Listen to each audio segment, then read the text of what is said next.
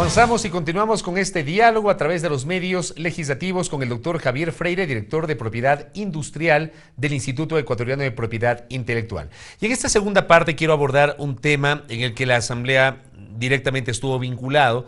De hecho, todavía sigue vinculado hasta que no se produzca el pronunciamiento de la función ejecutiva, y me refiero yo al proyecto de reformas al Código Orgánico Integral Penal.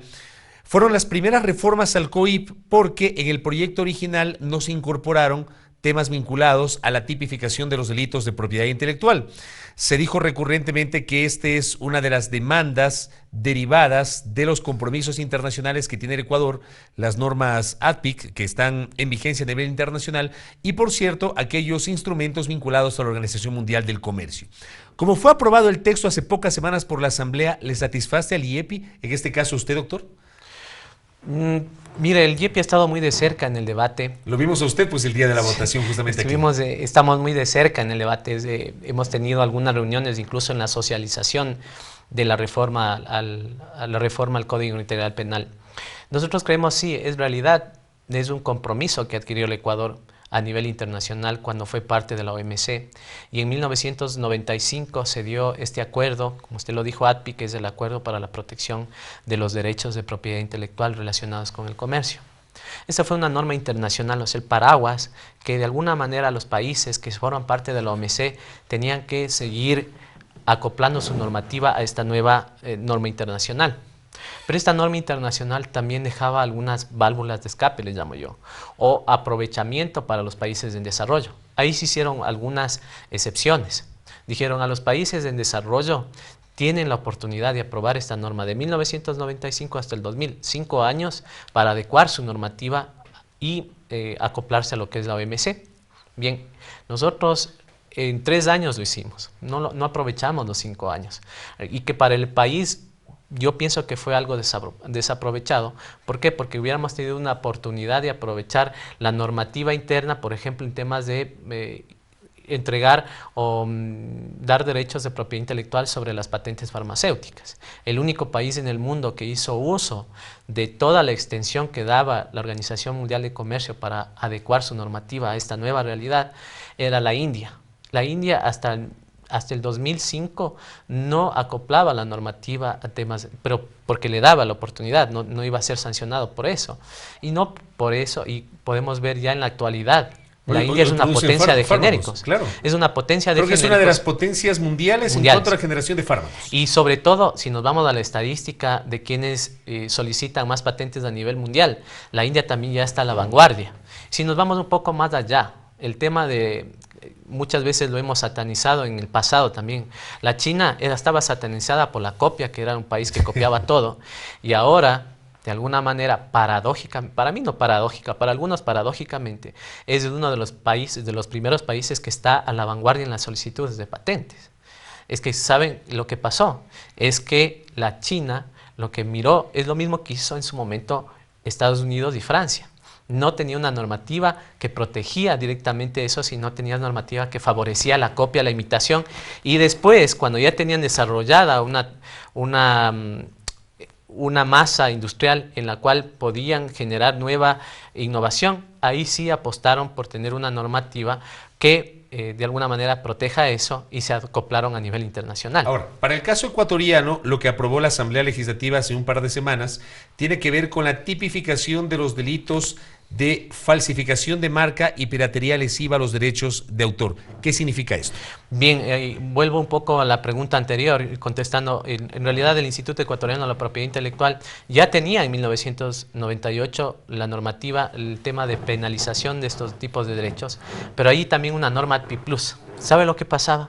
Teníamos todas las figuras de propiedad intelectual penalizadas, y no solo eso, teníamos penas de prisión. Es decir, una persona puede irse a la cárcel por copiar una obra literaria, ¿sí? Entonces, lo que hicimos nosotros es mirar los mínimos que nos plantea el ADPIC, y el ADPIC decía en su diversa normativa que tengamos, o al menos se penalice la imitación de los derechos de autor, o sea, la piratería en derechos de autor, y el tema de la falsificación de marcas. ¿Qué significa en la falsificación de marcas? Imitar una marca, ¿sí?, en el mercado, Y en algunas cosas nosotros sí habíamos como Instituto Ecuatoriano de la Propiedad Intelectual propuesto que sea una imitación exacta. Es decir, aquellas reproducciones que a lo mejor hay unos rasgos en los cuales puede más o menos confundir o no, eso no está penalizado. Esa es una de las cosas. Otra de las cosas es que planteamos un mínimo, es decir, aquellos que sobrepasen los $50.000 son los que estarán a disposición de las autoridades correspondientes y deberán contestar en el tema penal. Y aquellos que están por debajo de los 50.000 no es que están exentos. Hay sanciones administrativas y civiles que tendrán que también afrontar, como es el caso del IEPI, son las tutelas administrativas, que los autores, que aquellas personas creativas pueden iniciar las acciones en el IEPI y pues nosotros podamos activar la administración para que en este caso se pueda controlar este tipo de irregularidades. Déjeme detenerme ahí. Sí. ¿Qué pasa con aquellos pequeños vendedores de CDs que uno se encuentra en la esquina, que uno se encuentra en la gasolinera, que se le acercan y le expenden el DVD de una película o el CD formato MP3 de música a $1? ¿Qué pasa con ese pequeño comerciante? Bien, eso también era una preocupación del instituto. Nosotros habíamos pensado que no sería justo que a esa persona se le lleve preso, por ejemplo, porque muchos de ellos son el sostén de las familias ecuatorianas. De hecho, se dedican a esa actividad por eso. Y se dedican a esa actividad por eso. Pero también está claro que su actividad no es formalizada, no es formal, se entiende que no tributan, por ejemplo. Sí, no es formal, pero creo que la responsabilidad es de todos, ¿no? Hay algunos informales, si es que quieren, trabajadores autónomos, como yo les llamo, es que se asociaron y pueden generar alguna iniciativa o algún entendimiento con los autores y compositores, como usted lo dijo en la entrevista anterior. Claro, yo planteé eso, ¿por qué no hacer una alianza? Y es verdad, ya existieron ejemplos. En algunos CDs... Me parece que para ciertas películas ecuatorianas se generaron alianzas. Me parece que para la película A tus espaldas, exacto, se generó una alianza. Se generó una alianza, y cuál era también la lógica, ¿no? Yo como autor, el día de mañana saco una película, ¿qué necesito para vender? Una cadena que esté establecida a lo mejor a nivel nacional.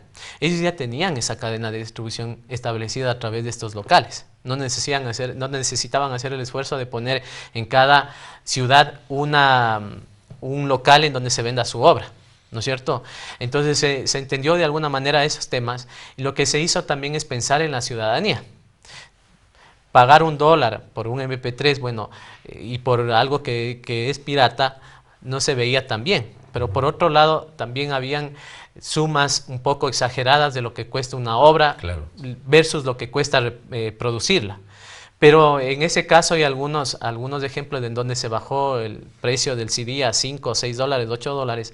Entonces ya para el ciudadano, primero, es poco más accesible, claro, y está comprando el original. Pero mire usted que justamente por ese fenómeno, grandes cadenas internacionales que también tuvieron sus franquicias aquí en el Ecuador, se me ocurre Tower Records a nivel de música o Blockbuster a nivel de películas, finalmente se fueron del país, pero resulta que también quebraron a nivel internacional, porque esto se hizo, digamos, viral, masivo, planetario. Así es como alguna vez pasó. Yo creo que esto es la evolución de la historia, ¿no? Alguna vez pasó que, por ejemplo, las obras literarias no estaban siendo reproducidas. Con la invención de la imprenta, ¿qué pasó? Comenzó la explosión masiva de los libros, y lo que se generó es una nueva industria que eran los editores. Exacto. Los editores eran quienes en realidad resultaban los beneficiados de toda esta cadena. Ahora vino una nueva evolución en la historia, que es el Internet. Ahora usted puede ingresar a cualquier repositorio a nivel en la red y puede bajarse un libro, por ejemplo. ¿Sí?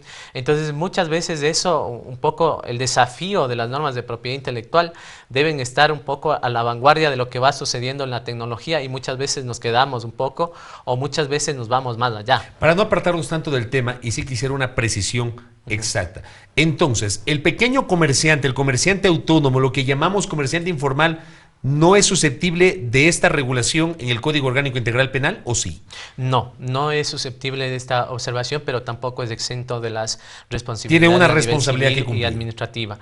Pero como les dije, vuelvo y repito, el tema es que haya una comunicación, que haya puentes de entendimiento, que estas nuevas asociaciones como ASABIP y otras, donde se han agrupado estos trabajadores autónomos, tampoco se conviertan en otra, a lo mejor, agrupación en donde solo sea un tema de percibir alguna una regalía para ser parte de ese nuevo grupo, ¿no? Sino que también sea accesible y que también los artistas puedan participar a través del Instituto Ecuatoriano de la Propiedad Intelectual, podamos sentarnos, conversar y podamos generar esto que dice usted, que creo que es lo más deseado para la sociedad, es un poco generar el equilibrio entre los derechos que tienen el autor o compositor y también el derecho que tiene la sociedad a acceder a esas obras. Cuando generamos ese equilibrio, creo que, y cuando logremos ese equilibrio, creo que todos nos beneficiamos y todos vamos a salir de alguna manera confortables de estas normativas. Actualmente, como les digo, el Código Ingenios y las reformas al Código Integral Penal lo que hace también es observar aquellas excepciones que nos presenta la comunidad internacional, tampoco infringirlas, sino observar eso y aprovechar y que los derechos de propiedad intelectual sirvan en pro del Ecuador. En muchos países, de ejemplos, Argentina lo hemos tenido en su constitución, tenía la cláusula de progreso, es decir, los derechos de propiedad intelectual estaban de alguna manera sometidos o de alguna manera obedecían a los intereses de la población en ese entonces de Argentina, y por eso Argentina es uno de los países, el único país creo que en Latinoamérica en donde tiene el primer sistema de trenes en túneles. Es el primer país que tiene eso, pero justamente estaba atado a esta norma, a esta principal norma de propiedad intelectual que beneficiaba más a la industria nacional frente a la industria internacional. Cierro esta entrevista con una última inquietud. Usted nos decía, y efectivamente lo constatamos, que el IEPI siguió de cerca el trámite, debate y aprobación de las reformas al Código Orgánico Integral Penal sobre temas de propiedad intelectual. Como quedó aprobado el texto, ¿ustedes no recomendarían al señor presidente de la República una objeción parcial? ¿Les satisfizo el texto final? Con eso cierro, por favor.